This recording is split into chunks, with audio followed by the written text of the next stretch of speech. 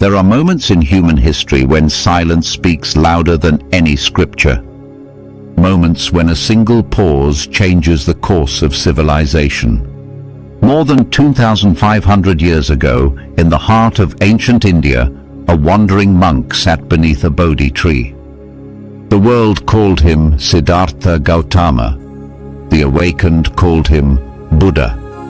He had seen suffering, the kind that made kings tremble and saints weep. He had renounced his palace, his wealth, his comforts, all to seek the answer to a single question: why do we suffer? But there was another question that followed him like a shadow. Does God exist? Every tradition of his time claimed to know. Priests chanted hymns to Brahma, the eternal creator. Ascetics praised gods who ruled the skies. Others promised liberation through ritual and sacrifice. Yet when the same question reached Buddha, he smiled and said nothing. That silence would echo through centuries. To the people of his time, the question of God was sacred, absolute. To doubt it was to stand against the heavens themselves. But Buddha was not a rebel. He was a seer, one who looked not to the sky for answers, but within the depths of consciousness itself. He had watched men pray to gods for rain while their hearts burned with greed. He had seen priests debate over sacred verses while their eyes were blind to suffering. He realized that belief in God had become a mirror that reflected human fear, not divine truth. He once said, "As the flame depends on oil, so does sorrow depend on ignorance." And humanity's greatest ignorance, he saw, was not the denial of God, but the misunderstanding of what God truly is. So when asked, "Does God exist?" the Buddha refused to answer. Not because he didn't know, but because he knew too much. His silence was not emptiness. It was invitation. He wanted humankind to look not at the heavens, but into the heart of awareness. He knew that the moment we define God, we confine God. If he had said, "Yes, God exists," people would have imagined a being, a ruler, a father, a judge. If he had said, "No, God does not exist," they would have fallen into despair, believing life was meaningless. So he said nothing. And in that silence, he pointed to a truth beyond both belief and disbelief. That silence was not rejection, it was revelation. It said, "The ultimate cannot be spoken, it must be seen." To Buddha, truth was not an object of worship, but a state of awakening. He did not ask his followers to believe, he asked them to see. The illusion of God, Buddha realized, begins when man separates the sacred from the self. We imagine a divine being who created the world, yet we forget that creation is still happening, moment by moment, within and around us. We imagine a power outside ourselves, yet it is the same consciousness that breathes through us now. When the human mind names the infinite, it begins to build temples around its own imagination. It draws lines between heaven and earth, between good and evil, between divine and human. And from those lines come conflict, guilt, and fear. The Buddha saw that every image of God, no matter how beautiful, becomes a cage if it leads to attachment. He did not say that the divine is false. He said that our idea of the divine is.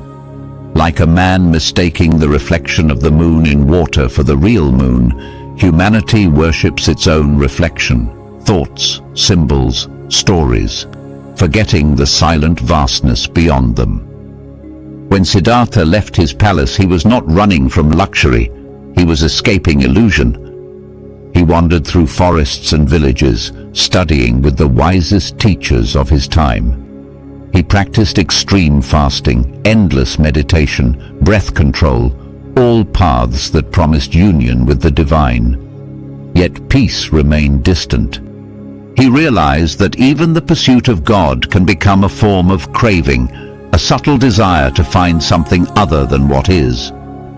So he stopped searching. He sat beneath the Bodhi tree, determined not to rise until truth revealed itself. And in that surrender, the illusion began to dissolve. He saw life not as a creation, but as a continuum, a boundless dance of causes and conditions. Every moment gives birth to the next. Every thought arises from another. There is no beginning, no end, no creator, no created. There is only interdependence, a web so vast that nothing stands alone. And in that vision, the idea of a separate God faded like a dream at dawn. The first light of dawn touched his closed eyes, and within that light he saw that nothing in this universe is isolated. The mountain stands because the earth holds it. The river flows because the rain returns. The heart beats because of the air it breathes. He saw that there is no first cause, no eternal craftsman behind existence. Everything arises together and dissolves together. That moment was not a denial of divinity. It was the recognition that divinity is not a being, but being itself. When he opened his eyes, he was free, not because he had found God, but because he had found what lies beyond all names for God. He became the Buddha, the awakened one. And in his awakening, the illusion of separation between man and divine, self and world, vanished. In that sacred stillness, the Buddha smiled. He had seen through the veil that hides reality. He had seen that heaven and earth are not divided. They are reflections of the same mind. He never spoke of God again, not because he feared the question, but because he had gone beyond it. When his disciples asked, "Who created the world?" he spoke of dependent origination. When they asked, "What happens after death?" he spoke of the nature of desire and consciousness. He replaced speculation with insight, belief with awareness, worship with understanding. And from that moment on, silence became his most profound sermon. Even now, 25 centuries later, the question remains, did Buddha deny God, or did he discover something deeper? In an age where science seeks proof and faith seeks comfort, his silence still stands as a mirror, reflecting our own confusion back at us. Perhaps the Buddha's greatest teaching was not about God at all. Perhaps it was about us, the human need to believe, to control, to name the infinite. For the illusion of God was never about God. It was about the mind that creates division where none exists. And the only way to break that illusion is to wake up. The morning after Enlightenment, the world was the same. Yet nothing was the same. Birds still sang in the trees, rivers still flowed to the sea, and the sun still rose upon the trembling earth. But for the Buddha, every sound, every breeze, every breath had become a revelation. He had not discovered a new God. He had discovered the eternal rhythm of existence, the silent truth that everything is born, lives and dies, in a perfect balance of cause and effect. There was no one commanding this balance, no invisible hand guiding it. It moved because it must. It existed because it was. The divine, he realized, was not somewhere. It was everywhere, not in temples of stone, but in the endless unfolding of life itself. The Buddha called this truth Pratitya Samutpada, dependent origination. It was not a theory, it was the heartbeat of reality. He saw that nothing exists by itself. Every flower depends on the rain. Every life depends on countless others. The smallest thought ripples through the cosmos, unseen but unending. The world, he said, is a chain of interwoven conditions, a web so vast that no single strand can claim to be the center. And in that vision, the illusion of God dissolved like mist before the morning sun. For how could there be a separate creator when creation itself is infinite and unbroken? How could there be a beginning when every beginning is born from an ending? The Buddha's wisdom was not a denial, it was a deeper affirmation. It said, "There is order, but not an orderer. There is harmony, but not a conductor. There is truth, but not a voice commanding it." To understand this, the Buddha turned the gaze inward. He discovered that the same interdependence that binds the universe also shapes the mind. Thoughts arise, linger, and fade, like waves on a vast ocean. Each thought is born from countless causes: memory, desire, fear, and sensation. And when the mind mistakes these passing waves for the ocean itself, illusion begins. This illusion takes many forms: I, mine, God, soul, heaven. Each one is a name we give to what we cannot grasp. The Buddha saw that the idea of God is the mind's attempt to anchor itself against impermanence. It fears change, so it invents the eternal. It fears chaos, so it imagines control. It fears emptiness, so it paints the sky with gods. But the awakened mind needs no anchor. It floats freely in the ocean of being, without boundaries, without belief. To such a mind, divinity is not above. It is within and without and beyond. It is the very seeing itself. In the stillness of enlightenment, Buddha saw the false division that rules human life: light and dark, life and death, creator and created. He saw that all opposites are born together as reflections of one another. Without birth, there can be no death. Without form, no emptiness. Without illusion, no awakening. To cling to one and reject the other is to live in half the world. To see both as one is to awaken. In that moment of clarity, the notion of a personal God, separate from creation, judging and rewarding, vanished into nothingness. The divine, he saw, was not a being, but the balance itself. Not someone who commands, but the law that makes command unnecessary. This realization was neither atheism nor theism. It was beyond both. For to name it would be to limit it. To worship it would be to divide oneself from it. So he called it simply Dharma, the way things truly are. There is a still point at the heart of every storm, a silence that holds the spinning world. Buddha found that still point within himself. He saw that behind every experience lies awareness, the quiet witness that never changes, never dies. That awareness is not personal. It belongs to no one. It is not yours or mine. It simply is. When he sat beneath the Bodhi tree, he entered that awareness fully.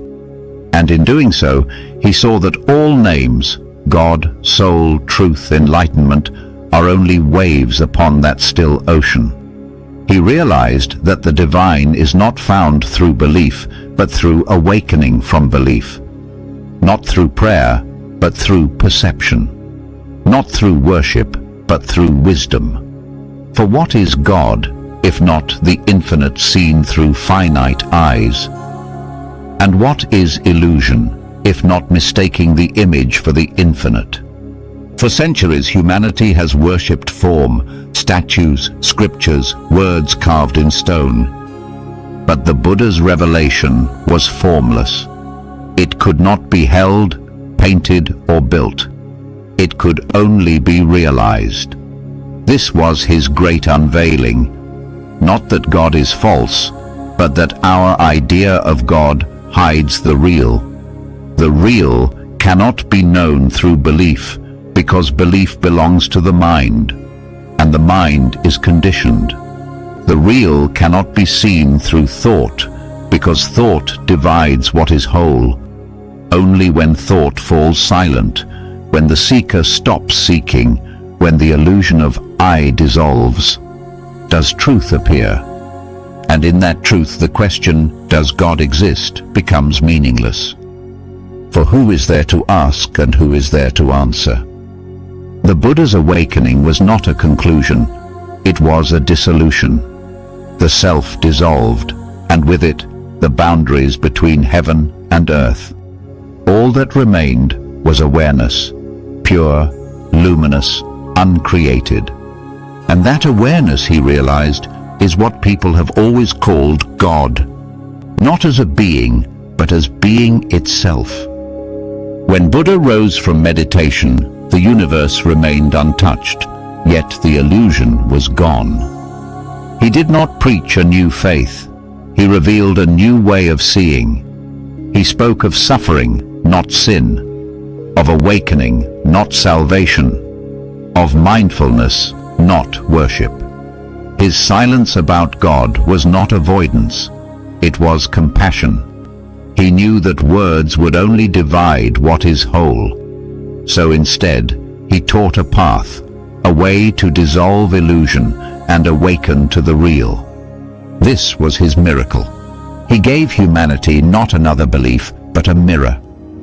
Over time, his teachings spread across continents, from India to China, from the Himalayas to Japan, from the temples of Burma to the streets of New York. And in every era, seekers returned to the same silence, the same question, the same unveiling. Some found it in meditation, some in nature, some in the stillness between two breaths. And each time a mind awakens, the illusion fades a little more. For the Buddha never denied the sacred. He simply stripped away its disguise. He showed that the divine is not an object to be found, but a truth to be remembered. As night fell once again, the Buddha looked upon the stars, those silent witnesses to the drama of existence.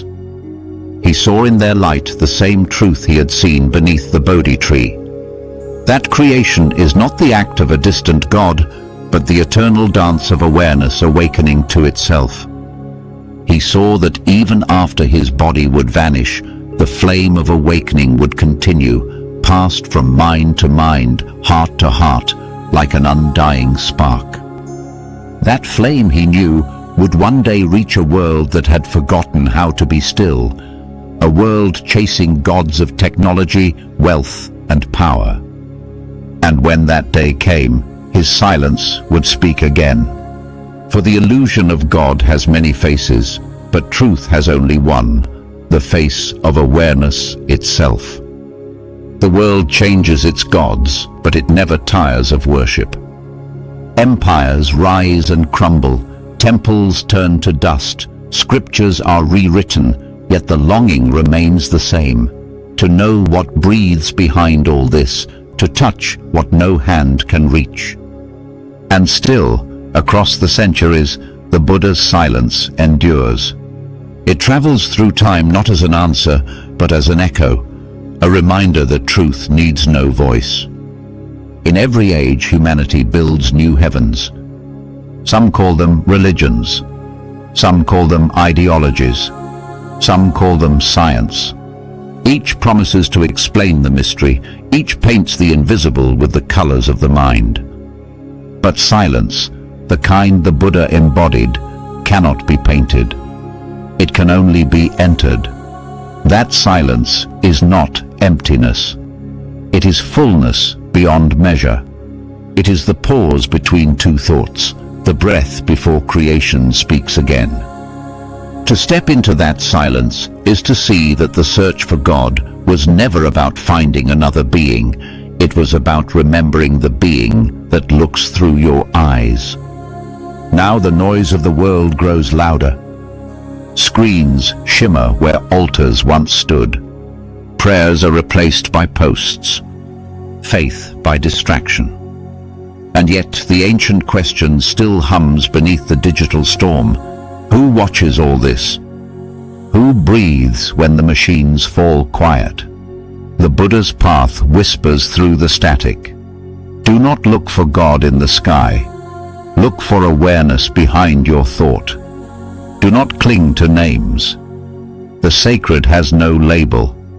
When you sit in stillness and the rush of thought begins to fade, you will not meet a deity.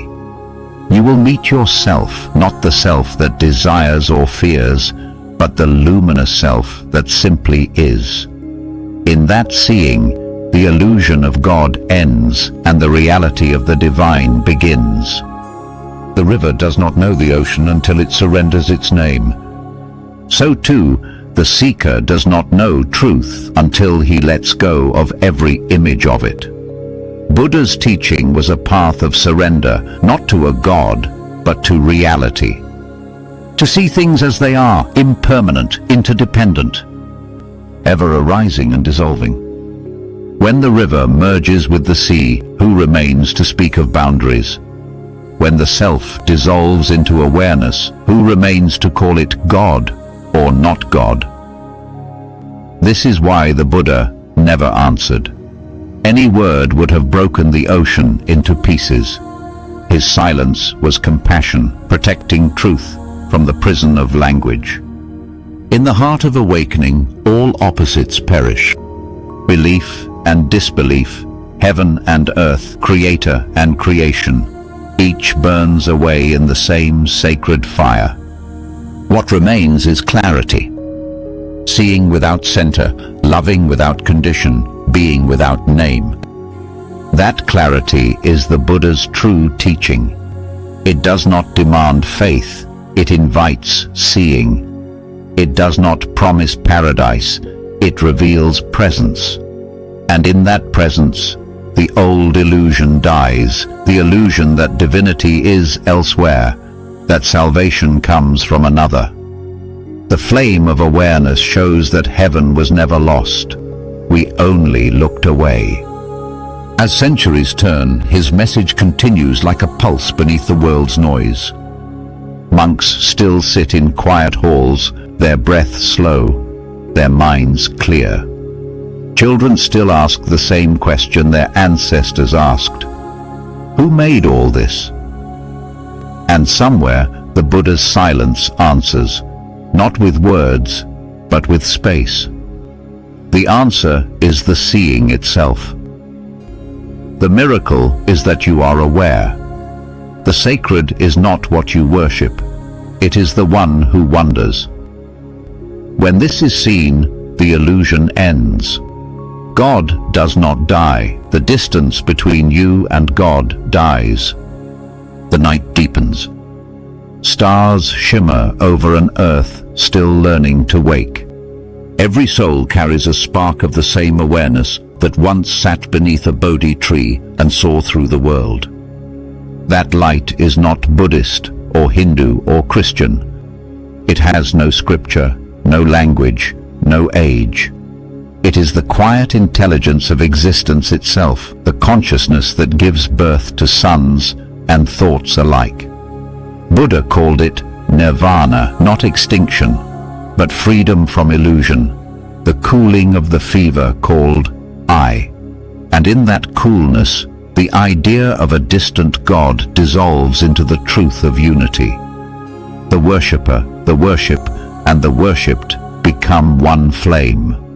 So, if you listen closely, the silence still speaks. There is no need to believe when you can see. There is no need to seek when you can awaken. The divine was never outside you. It was the space between every breath.